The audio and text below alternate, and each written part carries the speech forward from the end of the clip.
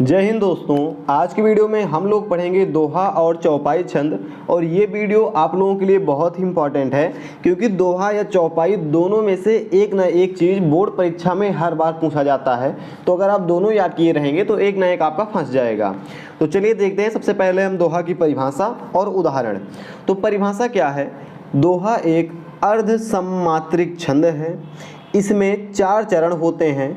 प्रथम व तृतीय चरण में 13-13 मात्राएं होती हैं तथा दूसरे व चौथे चरण में 11-11 मात्राएं होती हैं।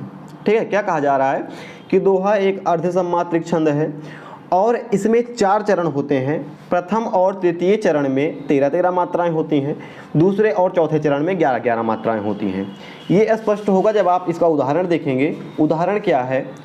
श्री गुरु चरण सरोज रज निज मनु मुकुर सुधारी बरनउँ रघुवर बिमल जसो जो दायक फल चारि। इसमें आप देखेंगे 4 चरण है। 4 चरण कहाँ पर है?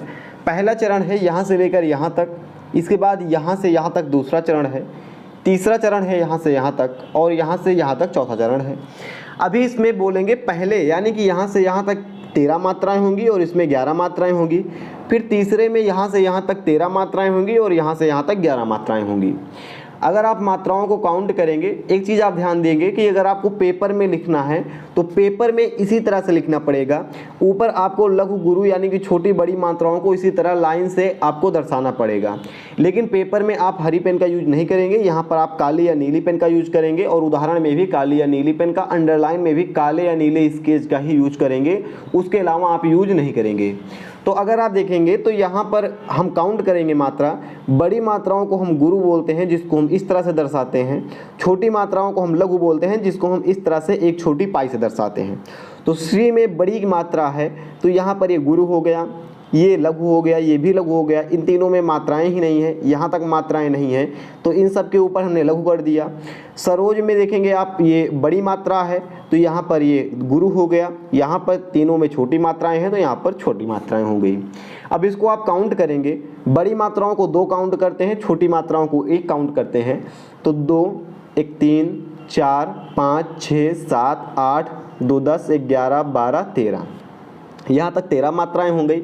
इसके बाद यहाँ से यहाँ तक 11 मात्राएं होनी चाहिए। तो 1 2 3 4 5 6 7 8, 2 10, 1 11। इसी तरह आप नीचे देखेंगे तो इसी में भी 13 और 11 मात्राएं आपको देखने को मिल जाएंगी। जैसे 1 2 3 4 5 6 7 8 9 10 11 12 13, 13 मात्राएं यहाँ तक हो गई है ऊपर वाले में, तीसरे चरण में, और चौथे चरण में 2 4 5 6 7 8 9 10 11। ठीक है, तो यहाँ से 11 मात्राएं चौथे चरण में हो गई। यहाँ पर आप देखेंगे कहीं पर बड़ी मात्रा नहीं है, जो भी मात्राएं हैं छोटी वाली हैं। छोटा ऊ की मात्रा है, छोटी ई की मात्रा है।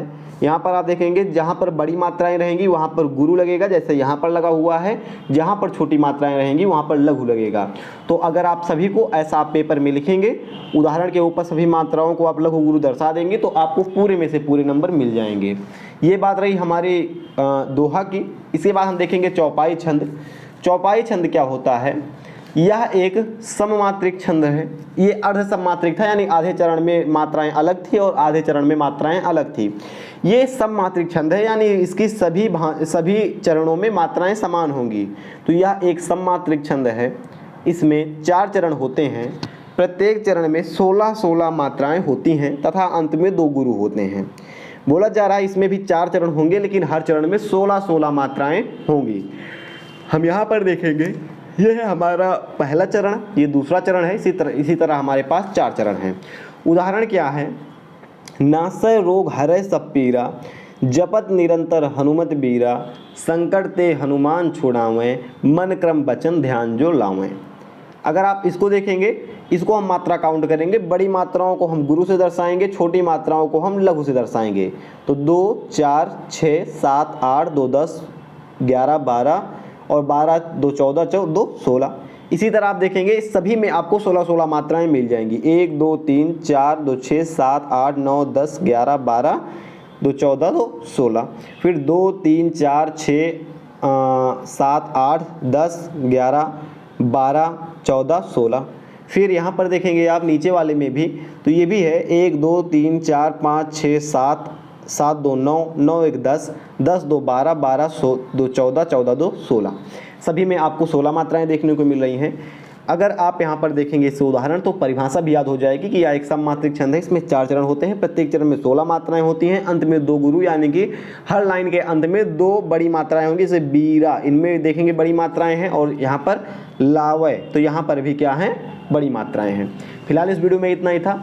आई थिंक, मुझे आशा है कि आपको इन दोनों छंद की, दोहा और चौपाई छंद की परिभाषा और उदाहरण याद हो गए होंगे। कैसे आपको इसमें मात्राओं को ऊपर काउंट करना है ये भी आपको पता चल गया होगा।